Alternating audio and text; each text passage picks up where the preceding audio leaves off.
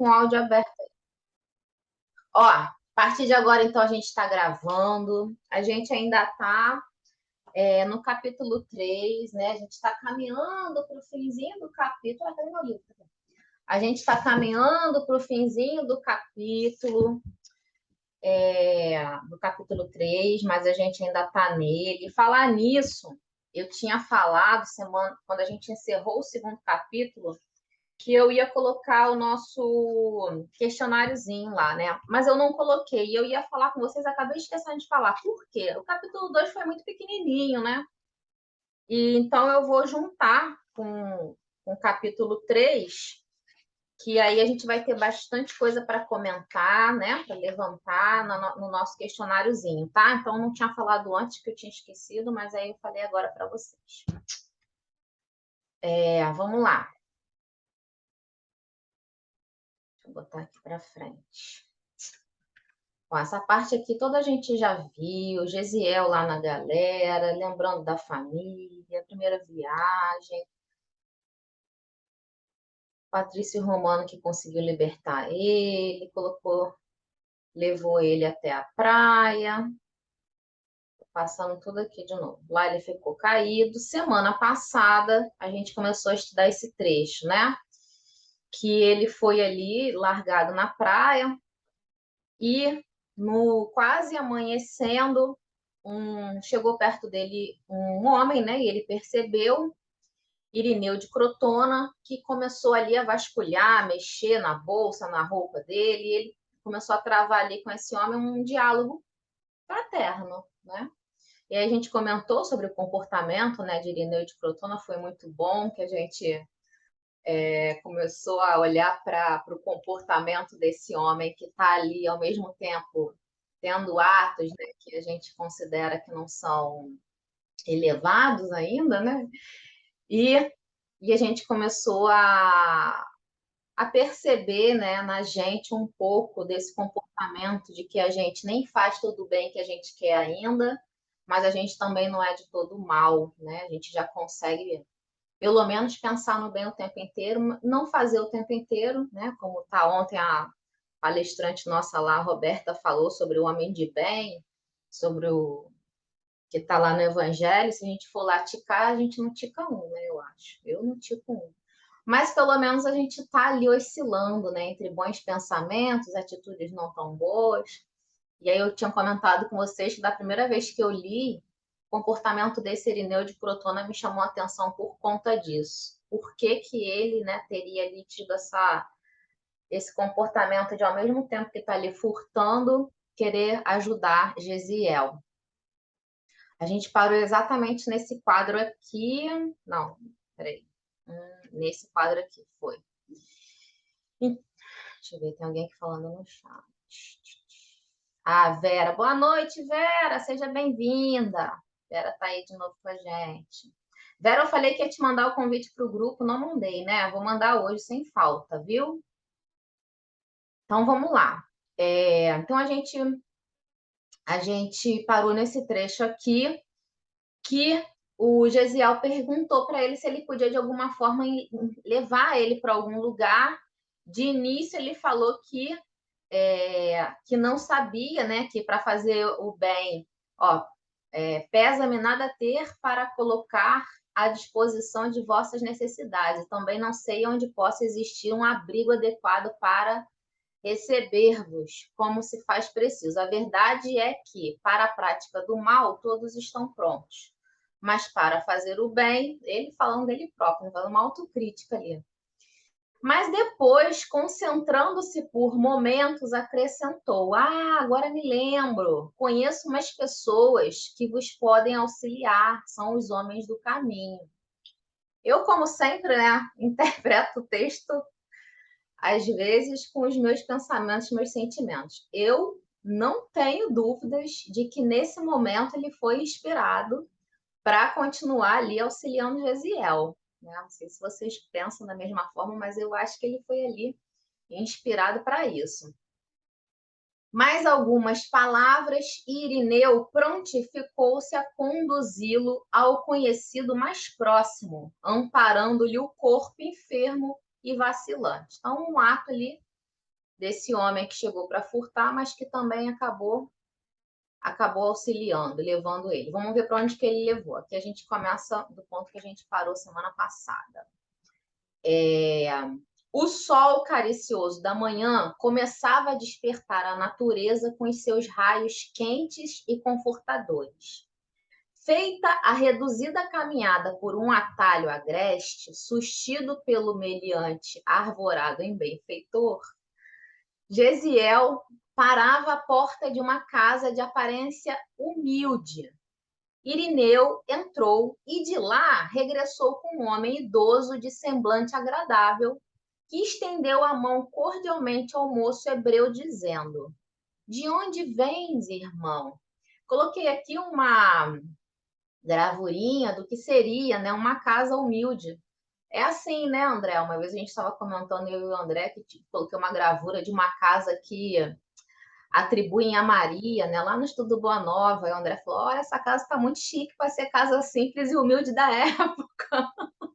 Essa aí tá A arquitetura é bem posterior. Essa daí é mais da Palestina daquela época, né? É interessante que não tinha. Era um cômodo só, onde se fazia tudo, né? Observa que o terraço tinha escadinha, porque tinha várias atividades que era feita ao ar livre, né? Principalmente no calor, enfim. Mas era uma casa meio que padrão Palestina do século I, que provavelmente foi onde Jesus passou a maior parte da sua vida, ou toda a sua vida, aliás, né? Melhor dizendo, né? É bem assim mesmo. É interessante, né? Eu gosto muito de trazer, de ver, de estudar essas questões. Parece que a gente se transporta para a época, né? Eu também, Eu essa parte gosto, de contextualização, né? De geografia, hábitos, costumes, né? Bem legal. eu também gosto. Também. Então, é, de onde vens, irmão? O rapaz admirou-se de tanta afabilidade e delicadeza no homem a quem via pela primeira vez. Por quê? Chamar de irmão um desconhecido para a época não era comum, né? Porque esse era um tratamento de pessoas próximas, né? De até mesmo dentro da própria família. E chamar de irmão, assim, os primos a gente viu no Boa Nova, que até tem essa polêmica, né? No texto do Evangelho, que há uma passagem onde falam os irmãos de Jesus, e Humberto de Campos traz para a gente lá no Boa Nova que, na verdade, eram primos, porque os primos, sim, eram considerados e chamados como irmãos, né? Porque eram do mesmo núcleo familiar. Mas fora, pessoas desconhecidas, esse tratamento não era comum. E ali Gesiel já começa a ter o primeiro contato com um cristão, né? O rapaz admirou-se de tanta afabilidade e delicadeza no homem a quem via pela primeira vez. Ainda tinha isso, né? Imagina, desde lá dos primeiros dias que a gente vem acompanhando a trajetória de Gesiel, por quantas mãos Gesiel passou, e na maioria delas, né, ou não na totalidade, era só paulada, né? Era só agressão, era só. É o primeiro momento que ele é recebido com afabilidade. Ah, o romano que libertou ele, tratou ele bem também? Tratou, né? Mas tratou ele bem com uma certa distância, né? Esse não, esse está trazendo, está acolhendo com carinho e com amor. E E aí a com diferença. interesse, né? O romano tratou por causa que foi bem tratado antes. Aqui tem um desinteresse também, né? Exatamente. Ele também teve interesse, né? Mas aqui não, Sérgio Paulo, né? Sérgio Paulo, que foi o romano que Gesiel tratou lá no navio, né? Lá na galera, não tratou com essa afabilidade. Então, aqui é o primeiro momento que ele se sente acolhido verdadeiramente, carinhosamente acolhido, né? Então tá começando a ficar bom aqui, tá começando a respirar essa nossa personagem. O Chico diz, né? Até falei no nosso primeiro estudo, na nossa primeira reunião de estudo, né? Que o Chico conta que ele via, né? Para quem não viu, vale a pena ver a nossa primeira gravação, que eu falo algumas coisas, eu trago algumas coisas sobre o Chico falando da psicografia de Paulo Estevão, e ele diz, né, que ele vivenciava, ele é como se estivesse assistindo uma novela. Então ele vibrava, ele sentia pesar, né, com as personagens. E aí, quando eu começo a ler esse momento aqui, que Gesiel está começando a ter um respiro, coitado, está começando a ser acolhido, né, vai começar a sentir felicidades no seu coração, vai saber que Jesus já veio, o Messias, né, enfim. Vai começar a ter felicidade. Eu imagino que nesse momento Chico deve ter sentido um alívio por ele, né? Deve ter gostado de ver o início da primeira trajetória dele ali dentro da Casa do Caminho com os primeiros cristãos. O rapaz admirou-se de tanta afabilidade e delicadeza. Ó, o André está colocando aqui, a palavra hebraica era a mesma para irmãos, parentes próximos, como primos. Muito bom, André. Eita! O rapaz admirou-se, porque lhe dava o título familiar reservado ao círculo mais íntimo dos que nasciam sob o mesmo teto. Por que me chamais irmãos, se não me conheceis? Interrogou comovido. Mas o interpelado, renovando o sorriso generoso, acrescentava: somos todos uma grande família em Cristo Jesus. É a primeira vez que Gesiel escuta o nome de Cristo Jesus, né? De Jesus Cristo. É a E é a primeira primeira vez vez que é citado no livro Jesus também, né? Se for pensar também. Eu acho. que é Tira no prefácio, eu acho que é a primeira vez que Jesus é citado, não é? Ou não? no Paulo Estevão, primeira vez. A É, palavra sim, é a primeira vez. que Jesus aparece, né? É a primeira vez. Só eu fico. É tão simples, né? Mas só isso me emociona. Eu fico pensando no que ele sentiu no momento. Gesiel não compreendeu. Quem seria aquele Jesus?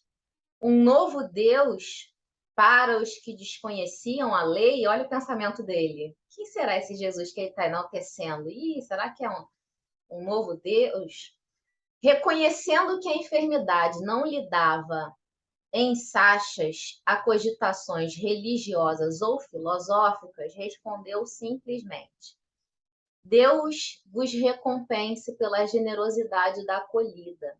Venho de Cefalônia, tendo adoecido gravemente em viagem, e assim é que neste estado recorro à vossa caridade.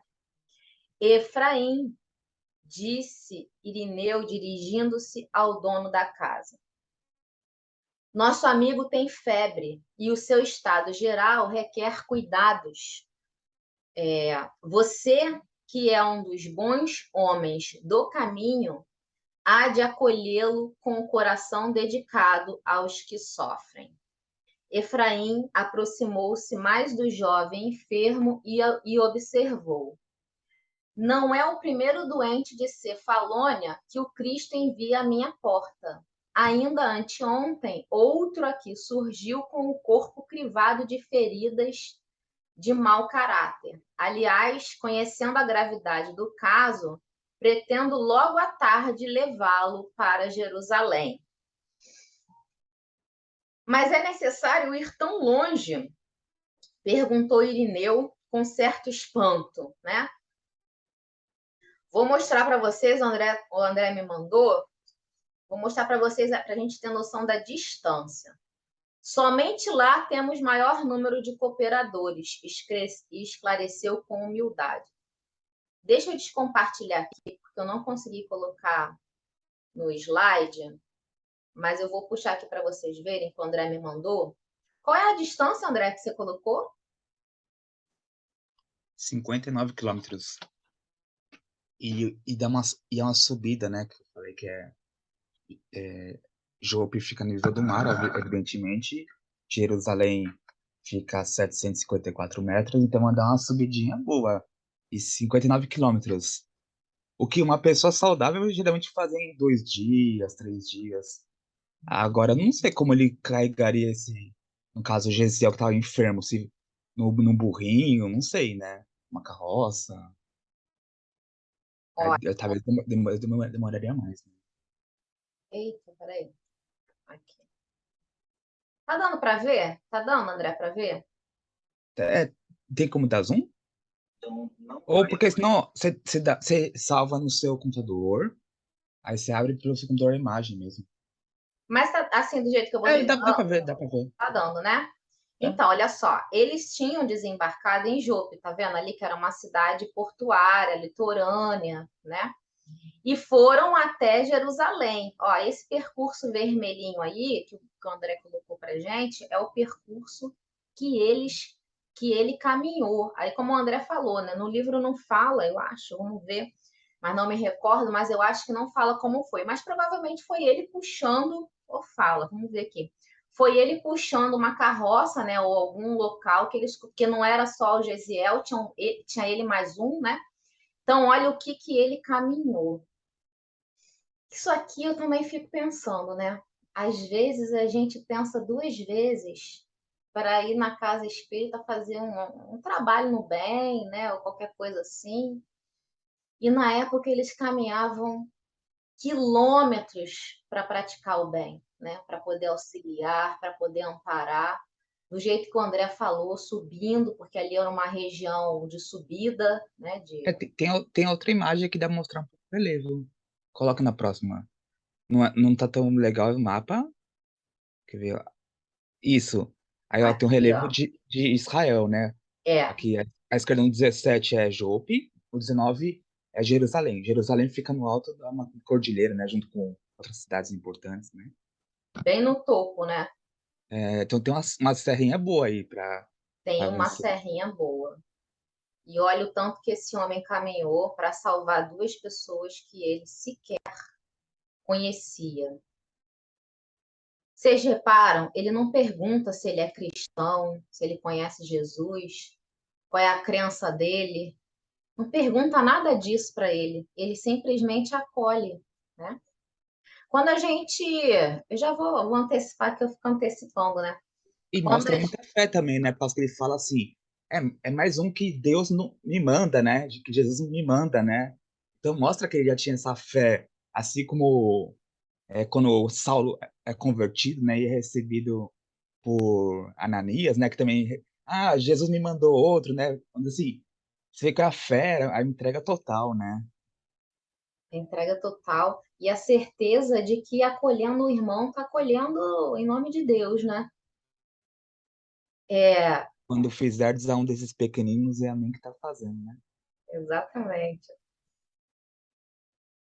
Quando a gente passar, né, pela passagem do de Saulo com a visão de Jesus na entrada de Damasco, eu vou levantar uma questão para a gente pensar que tem a ver com a visão do povo hebreu, dos outros povos antes de Jesus, né, do povo hebreu não, dos discípulos, né, e de Paulo, do que significavam os outros povos, né, outras pessoas de outras descendências, e o que essas pessoas passaram a significar depois de Jesus.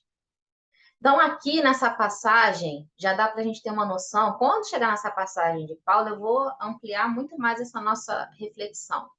Mas aqui já dá para ter uma visão, né, sobretudo de Pedro, que a gente vai falar sobre ele também hoje, como eles modificaram, porque eles eram muito fechados em si, né? E uma das coisas que Jesus veio despertar no coração deles, e que depois da grande transformação, né, com a ressurreição do Cristo, que ali foi o momento verdadeiro que os discípulos começaram a despertar para os ensinamentos, para mim, uma das principais modificações desses corações, principalmente de Pedro, foi enxergar a todos como uma grande nação irmã e filhos de um mesmo Deus. Por essa capacidade que eles trouxeram, transformaram no seu coração, foi o ponto fundamental para que eles aprendessem a acolher desse jeito aqui que a gente está vendo esse acolhimento, né? Sem perguntar qual é a crença, sem perguntar qual é a origem, qual é a descendência, é alguém que está doente, eu preciso acolher em nome de Deus, e isso para mim é uma bênção. Então, mas como eu falei lá na frente, a gente vai abordar mais isso, né? Mas ainda aqui a gente vai ver isso no comportamento de Pedro. Vamos lá. E aí, Irineu, né, pergunta, até Irineu fica espantado, mas vai precisar isso tudo para carregar esse doente? E Efraim fala, sim, ouvindo o que diziam e considerando a necessidade de ausentar-se do porto em obediência às recomendações do patrício, lembra que Sérgio Paulo falou para ele, olha, tão logo você consiga, vai do porto para dentro, né? Vai para Jerusalém, vai para onde você puder, porque no porto há muitos romanos, há muitas pessoas de vários lugares, então é mais fácil descobrirem que você é um preso liberto. Então, vai-te do porto. E aí, quando ele ouviu Irineu falar que ia para Jerusalém, ele falou, opa, eu preciso disso, né? Então, ele falou, lembrando, né, em obediência às recomendações do patrício que lhe mostrara tão amigo, restituindo a liberdade, Gesiel dirigiu-se a Efraim num apelo humilde e triste. Por quem sois? Levai-me para Jerusalém convosco, por piedade. O interpelado, evidenciando natural bondade, anuiu sem maior estranheza. Você vai comigo, irás comigo. Abandonado por Irineu aos cuidados de Efraim, o doente recebeu carinhos de um verdadeiro amigo. Não fosse a febre e teria travado com o irmão o conhecimento mais íntimo, procurando conhecer minuciosamente os nobres princípios que o levaram a estender-lhe a mão protetora. Contudo, mal conseguia manter-se de pensamento vigilante sobre si mesmo, a fim de elucidar as suas interrogações carinhosas, medicando-se convenientemente. Ao crepúsculo, eu coloquei uma subidinha ali, olha lá, nem colocar uma subidinha ali, André, antes da gente comentar sobre as subidas, ó. Ao Eu crepúsculo, gostei do céu estrelado, tão tá bonito. bonito, né? Amei essa imagem. Tá Nossa, tudo de bom isso aí. você que fez a montagem, né? Fiz a Pegou. montagem, minha montagem. Ficou bom, Tá ficou bom. perfeito, tá perfeito. Ficou perfeito. Tem Então, até um sol, um crepúsculo ali ao fundo, né? Tá bonito. um solzinho se pondo. Assim, quando eu faço a montagem, né, eu procuro imaginar a cena que vem na minha cabeça, né? Então, qual a informação que Emmanuel dá aqui para gente? E essa é uma informação que a gente tem em alguns pontos. Quando eles precisavam caminhar grandes percursos, eles normalmente faziam à noite, né? Por conta do tempo, por conta do sol, né? Era mais perigoso, era, mas ao mesmo tempo era mais confortável eles caminharem. Então, eles começavam logo quando começavam a caminhada, logo quando começavam a escurecer, caminhava a noite toda, né? Que é 59 quilômetros, caminhava a noite toda para conseguir chegar no ponto quando o sol já estava nascendo novamente. Ao crepúsculo, aproveitando a frescura da noite, uma carroça, aí fala assim, ó, uma carroça cuidadosamente velada por um toldo de pano branco, saía de Jope com destino a Jerusalém. Caminhando cuidadoso para não esfaltar o pobre Alimária, Efraim transportava os dois enfermos à cidade próxima, buscando os recursos indispensáveis. André colocou, já que Irineu está tão bondoso, bem que ele poderia devolver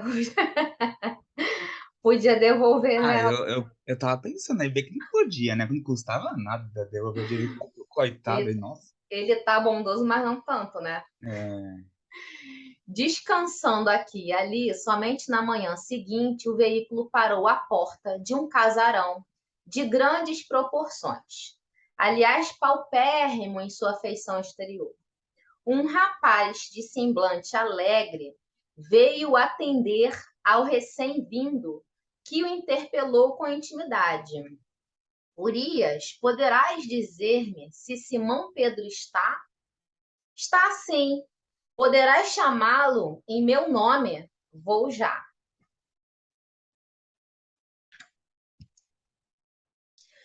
Acompanhado de Tiago, irmão de Levi, Simão apareceu e recebeu o visitante com efusivas demonstrações de carinho. Vou fazer uma pausa aqui rapidinho, fazer um comentário, que eu até fiz com o André também, que é o seguinte. Eu já assisti alguns estudos, né, de Paulo Estevão, e as pessoas, quando passam por esse trecho aqui, costumam falar assim, aqui tem uma informação importante que Estevão traz para a gente, de que Tiago era irmão de Levi. Por quê? Os estudiosos não espírita, né, que não tem essa pérola que nós temos, né, que eu brincava no Boa Nova, que só tem quem tem Humberto de Campos e Emmanuel e Chico, os estudiosos nem cogitam, né, nem chegam perto de cogitar, nem chegam perto, né, André, de cogitar que Tiago e Levi são irmãos, porque não há essa referência nos textos Porque da é tão Bíblia. diferente, né? Levi era um publicano, então o pessoal pensa, não, deve ter vindo de uma família publicana. Tipo assim, não tem nenhuma relação. E Tiago, a gente vai ver depois, que era bem judeu, bem ortodoxo. Ou seja, eles eram extremamente opostos. Em tese, eu acho que eles deveriam, talvez, não se dar bem no começo, por causa que um prezava pela pureza da raça, o outro era publicano, que servia para os romanos. Então não faz muito sentido se a gente for pensar historicamente, né? É, verdade. Eu não tinha pensado nisso, mas é verdade. A questão deles serem publicanos, de Levi ser publicano e Tiago ser tão publicano, para quem não sabe, eram os cobradores de impostos, né? Que eles eram mal vistos porque eles trabalhavam a serviço de Roma, cobrando impostos do seu próprio povo, né? Então, existia sobre Levi uma certa, como é que eu vou dizer, um certo preconceito, né? É, Você tá sendo amena, porque eles eram odiados. Eles andavam, até alguns andavam com escolta, eram vistos como traidores, né, da eram raça. vistos como Imagina traidores. só, a gente é colonizado por Estados Unidos e vinha um brasileiro cobrar imposto para construir ponte nos Estados Unidos. Ou seja, não é nem pra gente esse dinheiro. Já cobrar impostos ainda é um traidor, né? É Era um uma coisa. traidor. Mas de todos, ele era o que tinha. Isso está lá em Humberto de Campos, tá? Quando traça o perfil dos discípulos, ele, por exemplo, escrever não era comum na época, né? Ler e escrever não era comum na época. E Levi sabia, né? Ele era muito culto, diz Humberto de Campos. Até por ele que são as primeiras anotações, né, de Levi. Mas aí o que eu ia falar sobre isso, né? Isso é um adendo para a gente ter esse acréscimo, que aqui Emmanuel fala isso. Levi é Mateus, né? Isso, Levi é Mateus, né? isso, é Mateus, exatamente. Que Tiago, irmão de Levi. Aí quem faz esse estudo fala assim: essa é uma informação que Emmanuel traz para gente. Só que essa informação também está no Boa Nova, porque lá no Boa Nova, no capítulo dos discípulos, Humberto de Campos fala de Tiago, irmão de João, que eram filhos de Zebedeu, né? Isso é de conhecimento, porque tem a passagem, né, no texto bíblico a passagem conhecida que vocês conhecem, que é aquela que a mãe de Tiago e João pede a Jesus para que um sente ao seu lado direito e outro ao seu lado esquerdo. E aí Jesus fala: antes precisamos saber se eles vão querer beber do meu cálice. Né? Essa passagem é famosa. Então, que Tiago e João eram irmãos, filhos de Zebedeu, isso é conhecimento geral. Mas que Levi era irmão de Tiago, não é de conhecimento geral, mas está no Boa Nova também, que Humberto de Campos fala assim, Levi, Tadeu e Tiago, filhos de Alfeu e sua esposa Cleófas. Então, está nos dois textos, né? Tanto lá em Humberto E de ainda Campos. fala que eles conviveram com Jesus na infância em Nazaré, né? Então, quer dizer, Isso. é outro complemento a mais que também os historiadores não colocam, né? Além de ser três irmãos, convivendo com Jesus desde a infância, né? Desde a infância. E elucida, né, nesse trecho que eu falei, do grande do grande questionamento que há se Jesus tinha irmãos ou não, né? Isso é um questionamento também. E aqui, ó, Humberto de Campos coloca, ó, Levi, Tadeu e Tiago, filhos de Alfeu e sua esposa Cleófas, parenta de Maria, eram nazarenos, várias informações, né? Eram parenta de Maria, eram de Nazaré, eram nazarenos, e amavam Jesus desde a infância, sendo muitas vezes chamados os irmãos do Senhor. Então, aqui Humberto de Campos traz para a gente por que eles eram chamados irmãos do Senhor, né? Porque eram primos convivendo ali juntos desde a infância e, como a gente leu aqui, eram praticamente a mesma família, à vista de suas profundas afinidades afetivas. Bom, depois vale a pena ler. Capítulo 5, os discípulos. Vamos voltar aqui para o nosso texto. Então, acompanhado de Tiago, irmão de Levi, Simão apareceu e recebeu o visitante com efusivas demonstrações de carinho. Efraim esclareceu o motivo da sua presença. 2 desamparados do mundo requeriam auxílio urgente. Mas é quase impossível, atalhou Tiago. Tiago já ali, primeira vez, né, que Tiago já demonstra ali uma certa racionalidade no acolher, né?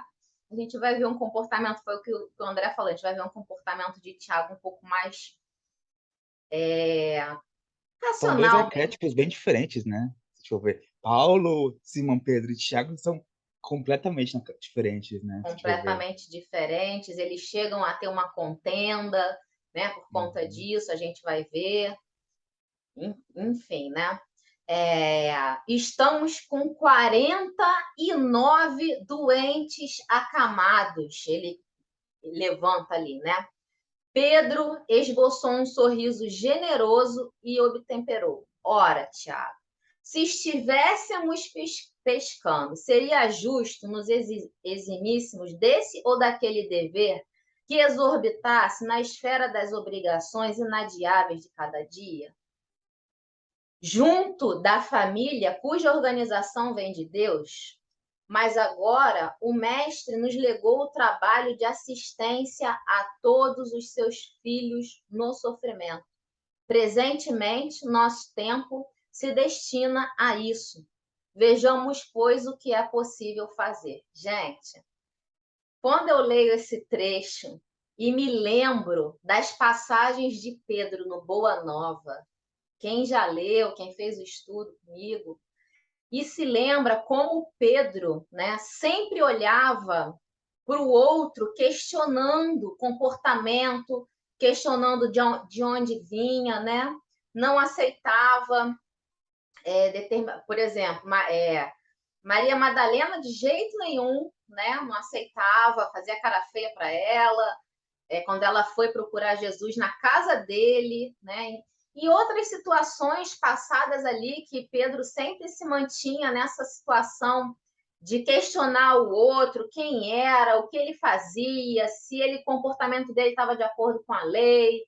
Posição de julgamento, de julgar o outro. Isso, posição de julgamento. E aqui a gente vê um Pedro completamente transformado, acolhendo, amoroso, né? Parece que é outra pessoa que a gente está lendo, né? Pelo menos para mim, me parece que é outra pessoa.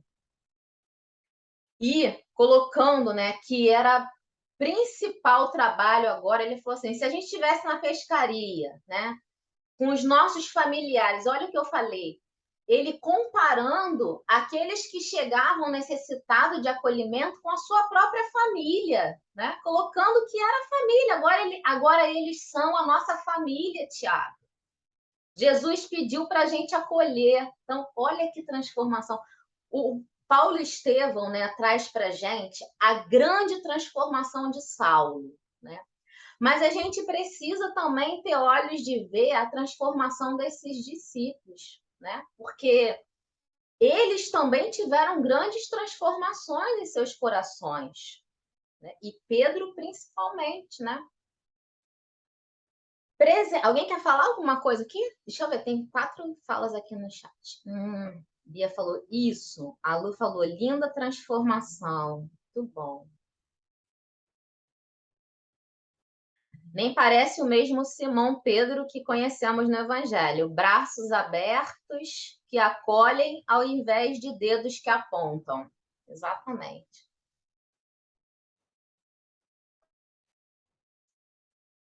O bondoso apóstolo adiantou-se para acolher os 2 infelizes. Então, ele foi lá acolhendo ali os 2 que chegavam. Vou ver que horas são.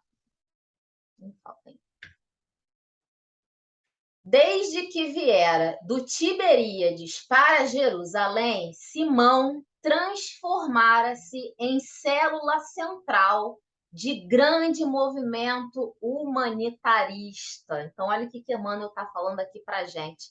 Ele se transformou na grande célula central do grande movimento humanitarista. A gente também tem na cultura comum, né, sobretudo da Igreja Católica, o André colocou a primeira ONG da história, com certeza, vamos falar sobre isso, primeira ONG da história. A gente tem no conhecimento geral, assim, né, fala assim, Pedro foi o primeiro papa da igreja, né, Pedro foi o primeiro... A gente tem um conhecimento de que Pedro tinha uma grande representatividade ali naquela comunidade dos primeiros discípulos, né? Até existe o que reafirma isso, aquela passagem de Jesus que fala Pedro sobre... que algumas tradições colocam. Sobre ti edificarei minha igreja.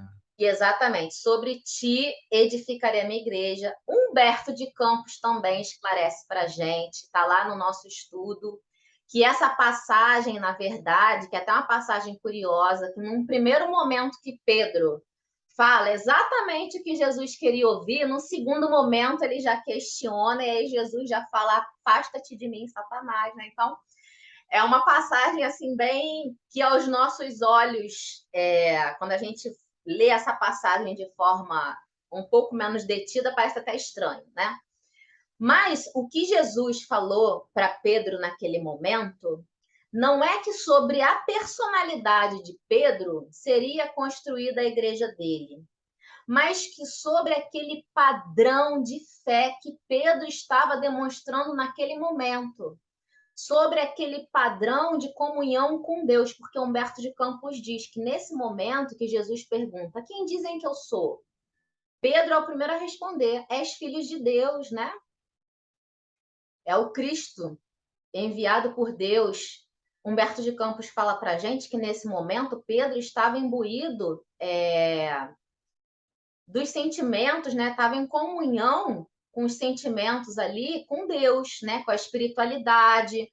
Então, ele está respondendo de acordo, está mostrando a fidelidade, a fé, o reconhecimento de Deus, né? Então, o que Jesus, na verdade, fala para ele é isso, sobre esse padrão de pensamento e de fé é que eu quero erguer a minha igreja, mas não sobre a personalidade de Pedro. E nem poderia ser, porque o Pedro daquela época ainda era o Pedro rude, o Pedro preconceituoso, né? O Pedro um pouco mais de coração endurecido. O Pedro só se transformou nisso que a gente está vendo, como todos os discípulos, né, tiveram um momento também de despertar com a crucificação e com a volta de Jesus. Ali que eles tiveram um grande momento de transformação na sua fé e um grande despertar para tudo que Jesus falava.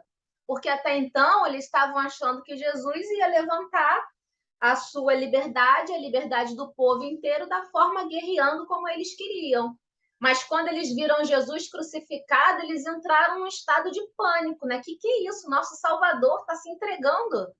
Depois eles entenderam, né? Quando Jesus retorna e dá a primeira demonstração de que estaria com eles eternamente, vivo, né? É que eles crescem na sua fortaleza e na sua fé. e começam a ganhar o entendimento.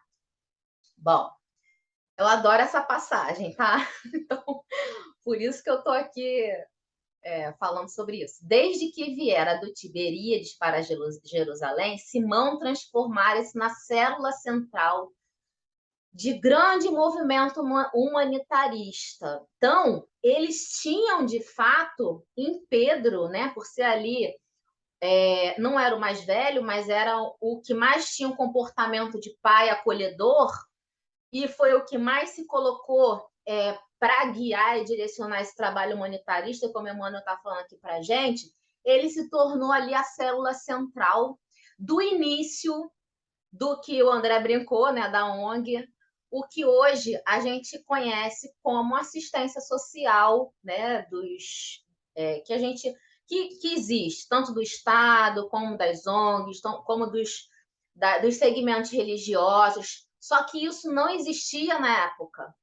Foram os discípulos que inauguraram isso, né? Esse acolhimento não existia, muito pelo contrário. As pessoas que adoeciam, elas eram colocadas de lado.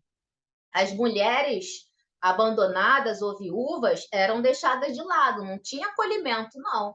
As crianças que perdiam também eram largadas de lado, então não tinha orfanato, não tinha abrigo, não tinha tratamento público de saúde, não existia nada disso. Então, quem desperta isso são os discípulos, a pedido de Jesus, né, com esse pedido que Pedro falou. Temos que acolher os nossos irmãos agora, que é a nossa grande família.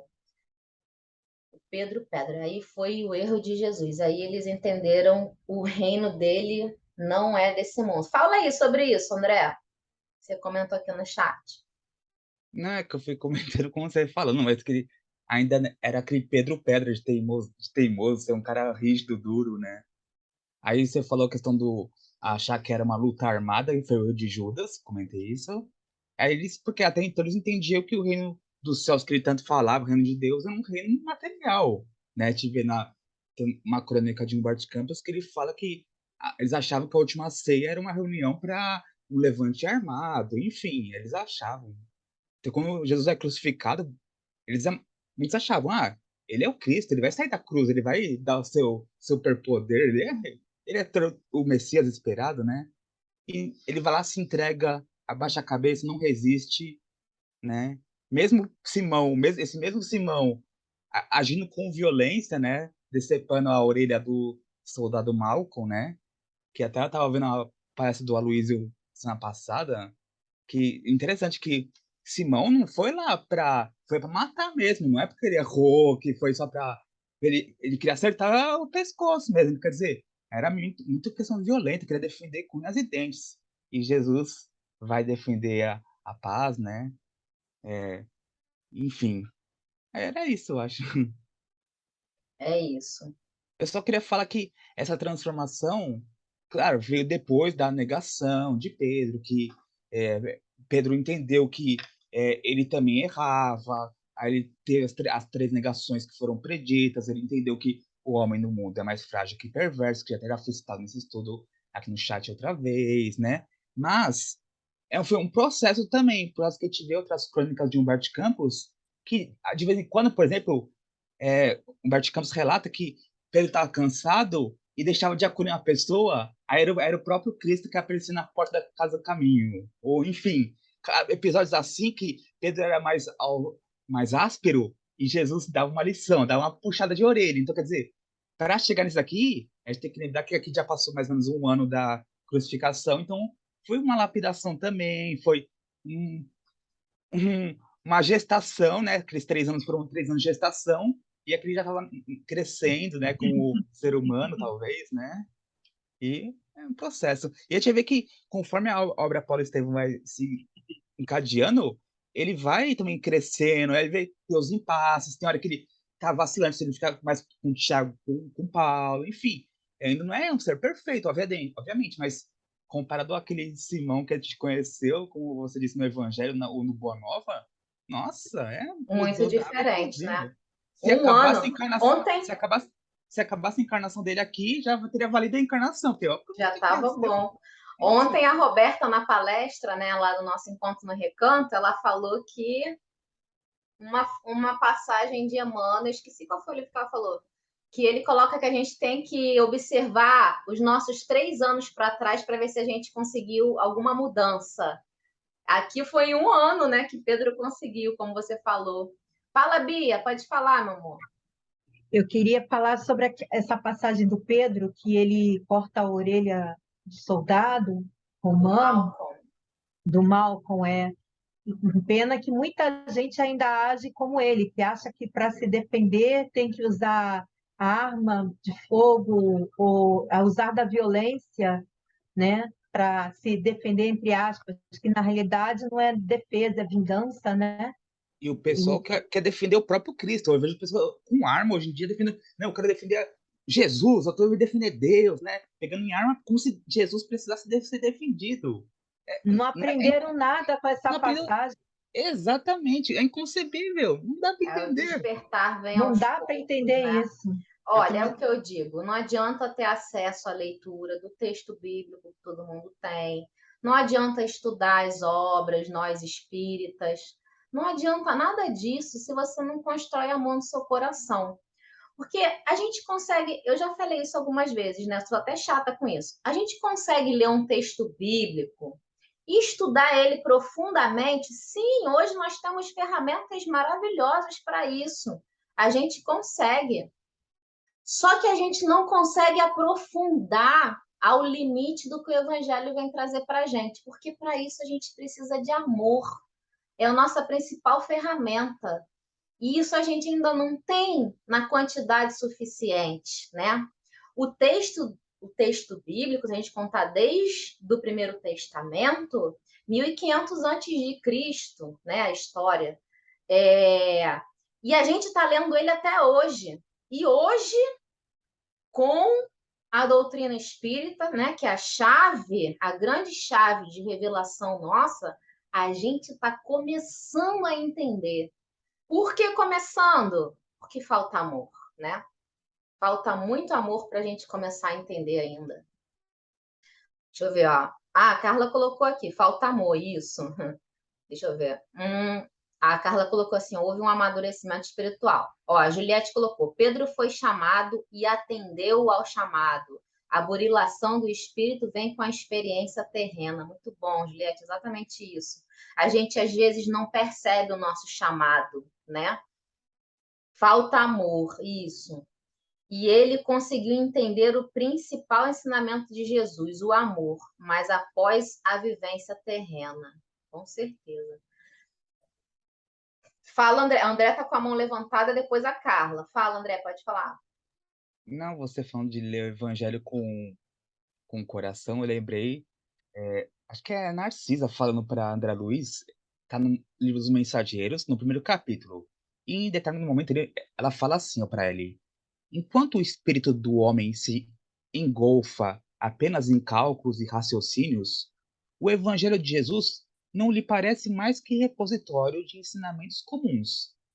Mas, quando se lhe despertam sentimentos superiores, verifica que as lições do mestre têm vida própria e revelam expressões desconhecidas da sua inteligência, à medida que se esforça na edificação de si mesmo como instrumento do Pai.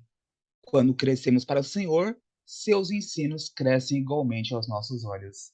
Então é isso que você falou, né? Não dá para ler só com a razão, né? Mas é com o coração. Ou como Não dá, diria não. Alceu, né? Além do conhecer e meditar, mas também sentir, né? Porque é o passo intermediário entre. É como se fosse assim, o conhecimento precisa descer do nosso cérebro, para o nosso coração, cair para nossas mãos, que viram os atos de atitudes. Então, Exatamente. precisa fazer esse movimento. Aí começa pelo conhecimento, mas precisa descer para o sentimento e exteriorizar para as nossas mãos, para os nossos pés, para virar ação, né? Vivência. Exatamente. Era Tem isso. um exemplo de uma passagem que eu gosto de trazer isso, que para mim dá assim, traz bem forte isso que eu falei, que a gente precisa primeiro aprender a amar para depois entender a mensagem do Cristo, que é o seguinte: é muito comum, não é incomum, cristãos, de uma forma geral, inclusive espíritas, flexibilizarem ou trazerem para perto da nossa imperfeição quando Jesus diz que a gente tem que amar também os inimigos, né?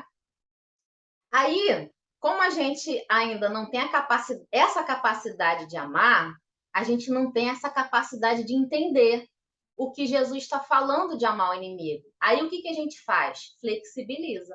Ah, mas quando Jesus fala amar o inimigo, lógico, ele não está falando amar como a gente ama um parente, como a gente ama um irmão, né? Ele está falando só de respeitar, de não querer o mal. E aí eu digo que no Paulo Estevão a gente vai aprender que não.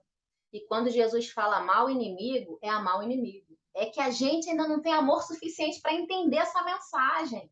Porque Estevão, no momento do apedrejamento dele, quando ele é recolhido, ele olha para Saulo e ele manda Gesiel amar aquele homem, porque aquele homem defende a lei e é um irmão. Então, é um exemplo, né, de um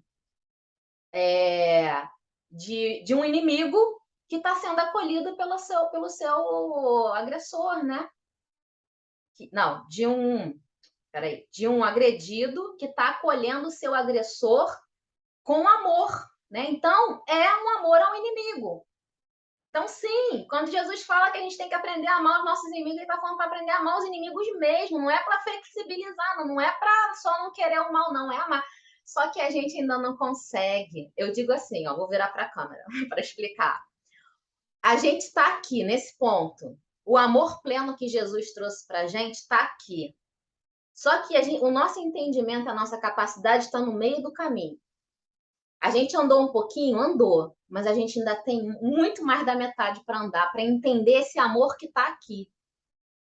Então é isso, vamos prosseguir, vamos lá. Mas não só isso, mas o próprio inimigo. Tem gente que considera não, amar o bandido não. Aí não deixa de ser um ser humano, né? Nem cabe direitos humanos, porque não é nem mais ser humano, porque nem é mais inimigo, então não conta. Então pode odiar, sim, pode matar. Quer dizer, então a gente vê muito essa questão ainda, tanto do amor quanto do inimigo, né? Aí vem aquela frase, queria ver se fizesse com a tua família. Leva para sua casa o inimigo, né? Leva para sua casa. As primeiras organizações... Não, volta aqui. Eu assisti uma palestra do Divaldo que ele literalmente levou para casa. O rapaz ia assaltar ele. Essa eu não sabia. Aí ele disse que estava sem dinheiro e que convidou ele para ir para a casa dele, para pegar o dinheiro na casa dele. E o assaltante foi. Eita.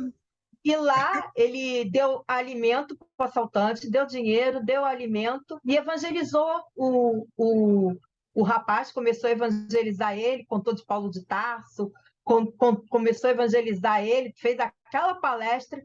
Conclusão: o garoto deixou de ser criminoso, de ser ladrão, passou a ser o melhor amigo do Divaldo.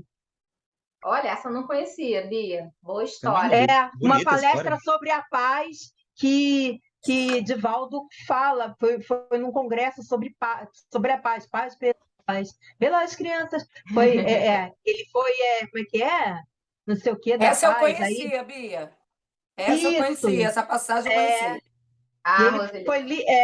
Ele largou a criminalidade para seguir Jesus e trabalhar junto com o Divaldo e é amigo do Divaldo até hoje.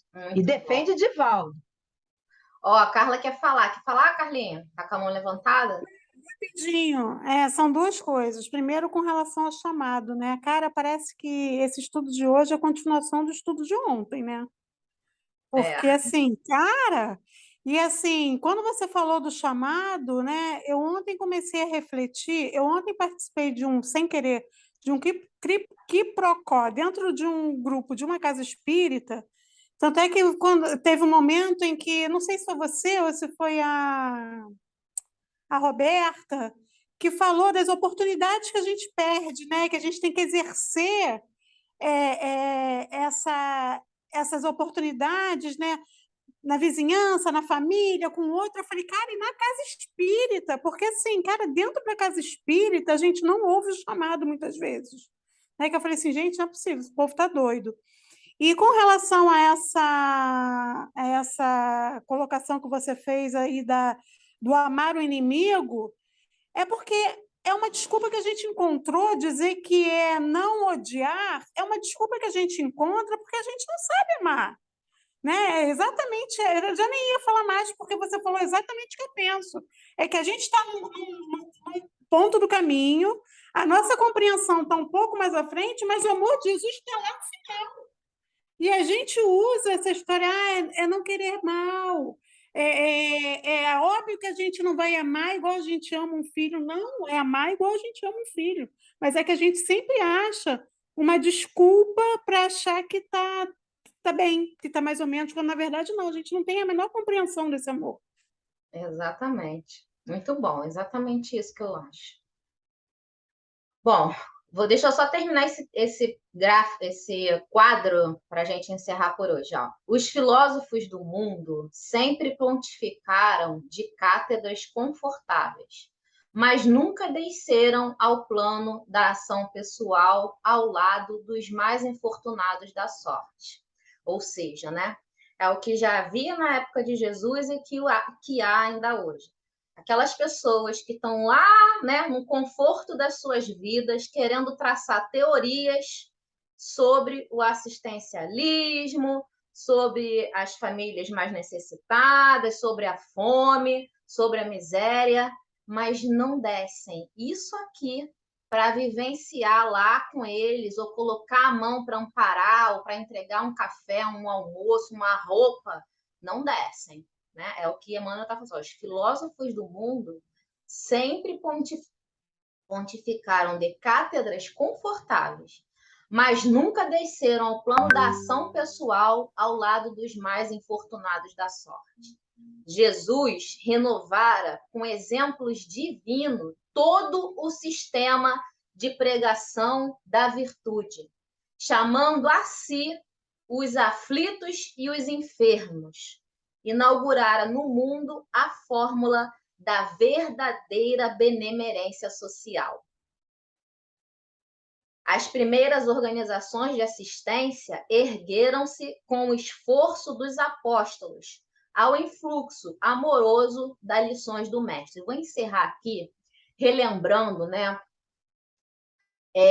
o magnetismo de Jesus, que a gente não tem noção de como os ensinamentos de Jesus ficaram impregnados no nosso espírito e no nosso planeta. Por exemplo, na passagem da mulher adúltera, antes, né, de ter o apedrejamento, quando ia na iminência de acontecer o apedrejamento, e aí Jesus tem aquele discurso que a gente também conhece famoso, e não tem um apedrejamento, né, onde Jesus fala, quem tiver sem pecados que atire a primeira pedra.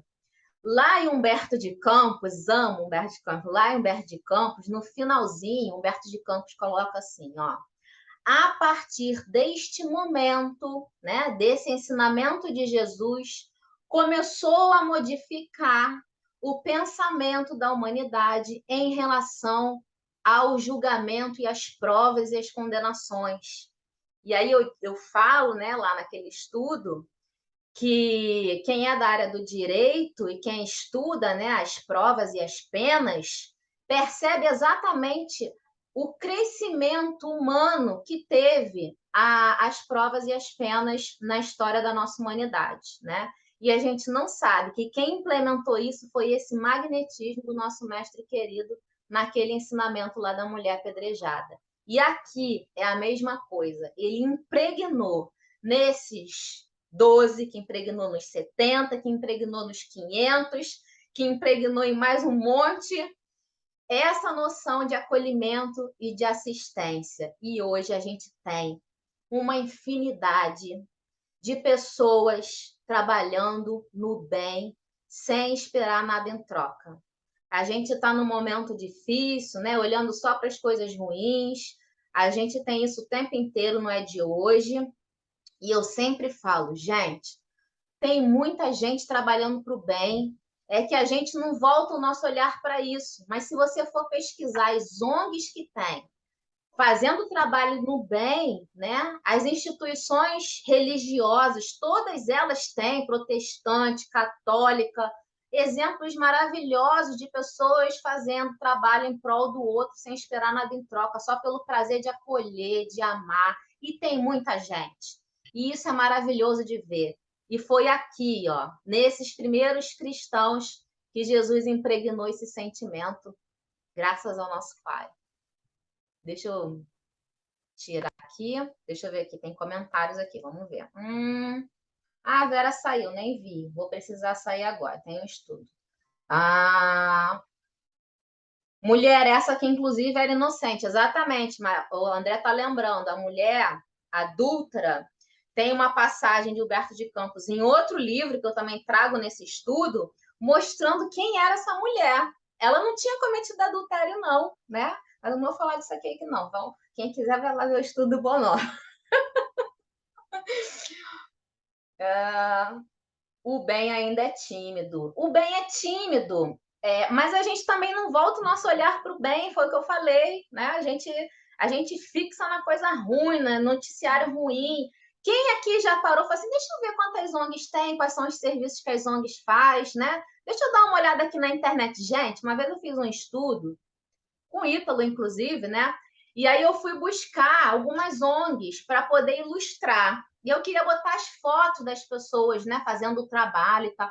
Eu fiquei impressionada com a quantidade, né? Só na Rocinha tem uma infinidade. É de tudo que vocês podem imaginar. É para saúde, é para acolhimento de pessoas envolvidas com droga, é esporte. Esporte, então, tem cada coisa linda, né? Tem muita coisa, muita gente trabalhando para o bem, de verdade. Carla colocou, é só ver o queria falar uma coisa. Tem coisa linda. Fala, Bia, pode falar, meu amigo.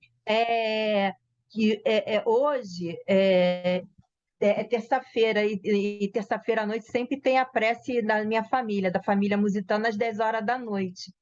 E hoje quem ia fazer a prece era a Ana Paula, mas ela pediu para substituir ela.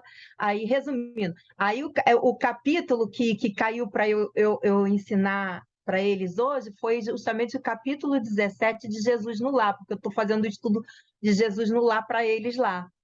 E o capítulo 17 tem tudo a ver com o estudo de hoje. Quem quiser dar uma olhada no capítulo 17 de Jesus no Lar, ele vai falar justamente da bem-aventurança dos que são brandos e pacíficos, né? E tem tudo a ver. Você vai ver a coisa linda que é. Tem Judas, tem Pedro fazendo perguntas para Jesus, né? E no final, Mateus faz a prece final. É muito lindo o capítulo, vale a pena ver.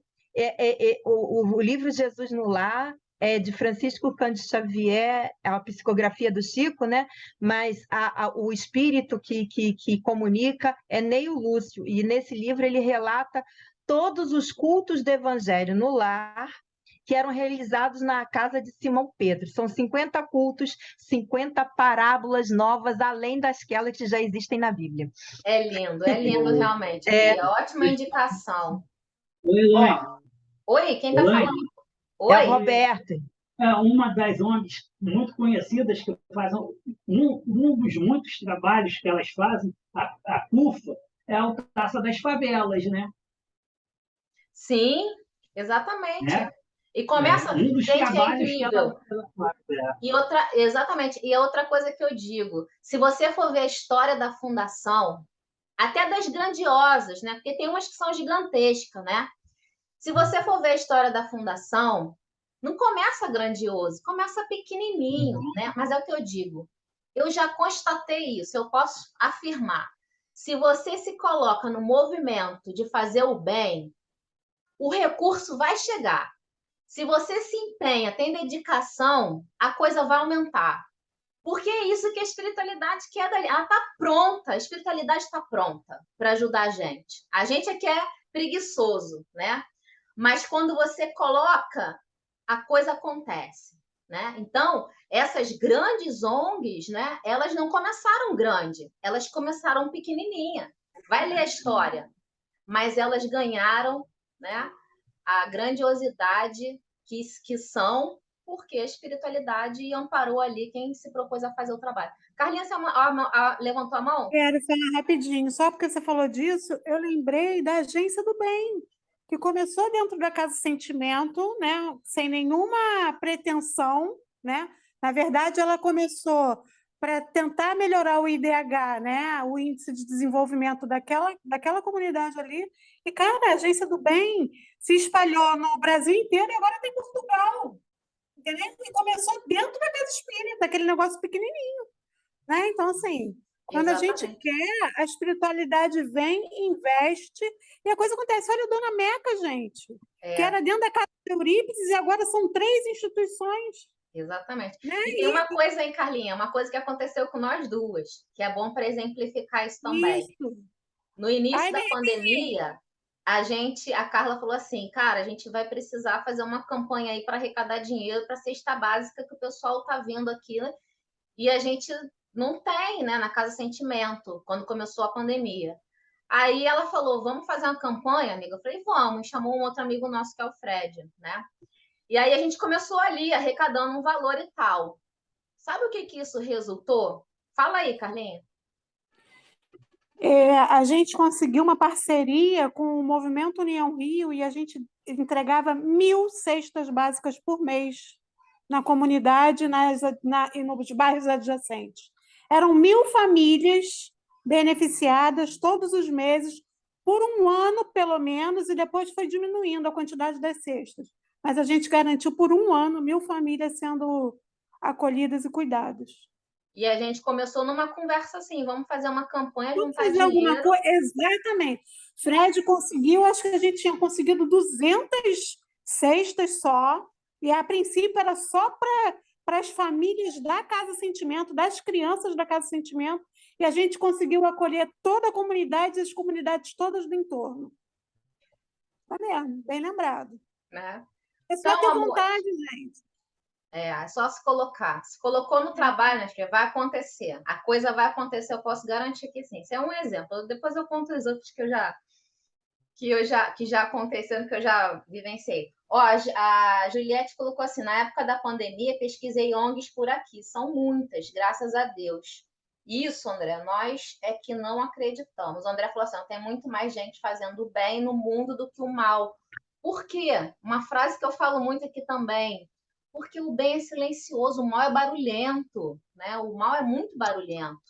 E o bem é silencioso. A gente, quando vai, nós, né, quando vamos fazer um trabalho no bem, a gente costuma fazer alarde? A gente já entendeu, né? Que não é para fazer alarde, não é para.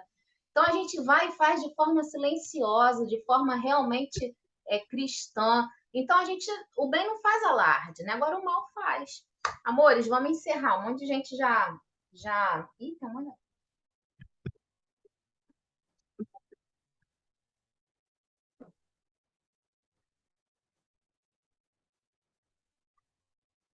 Bom, vamos lá. Quem quer fazer a nossa prece de encerramento para a gente encerrar? Bia, você faz para a gente, Bia? Faço sim, faço sim. Então vamos. Senhor, obrigada por estarmos aqui reunidos em teu nome. Obrigada por todos esses ensinamentos que aqui aprendemos, que a gente consiga praticar no nosso dia a dia, o nosso amor ao próximo, o amor aos inimigos, às pessoas que a gente tem dificuldade de relacionamento, que a gente aprenda a perdoar, a tolerar, a ser mais indulgente para com as faltas alheias, a ser mais humano, de ter mais misericórdia, que a gente consiga nos vencilhar de nossas más tendências, deixando o orgulho, o egoísmo fora de nós, a perversidade fora de nós, né? Que a gente consiga se desvencilhar da perversidade, do orgulho, do egoísmo, de todos os vícios, né? Que nos fazem mal e nos atrapalham a evoluir e a crescer. Ajuda-nos, Senhor, a ser pessoas melhores. Abençoa, Senhor, o nosso Brasil e todo o planeta Terra, todos os espíritos encarnados e desencarnados de nosso planeta, trazendo a todo o nosso planeta e a todo o orbe terrestre a saúde material, no caso dos encarnados, e espiritual, no caso dos encarnados e dos desencarnados. Saúde, paz, tolerância, amor, união, fraternidade, solidariedade a todos os lugares, a todos os corações e a todos os espíritos encarnados e desencarnados deste planeta e de todo o orbe terrestre. Que haja prosperidade espiritual no nosso planeta, para que sejamos um planeta de regeneração. Muito obrigada, Senhor, por tudo. E fica conosco agora e sempre. Que assim seja, graças a Deus. Que assim seja. Obrigada, meu amor. Beijo, queridos. Mais uma vez, obrigada, viu? Bom demais, gente. Muito obrigada. Beijo, Beijo. Fica com Deus. Fica com Deus. Boa semana. Tchau, tchau. Boa Beijo, semana. Ju.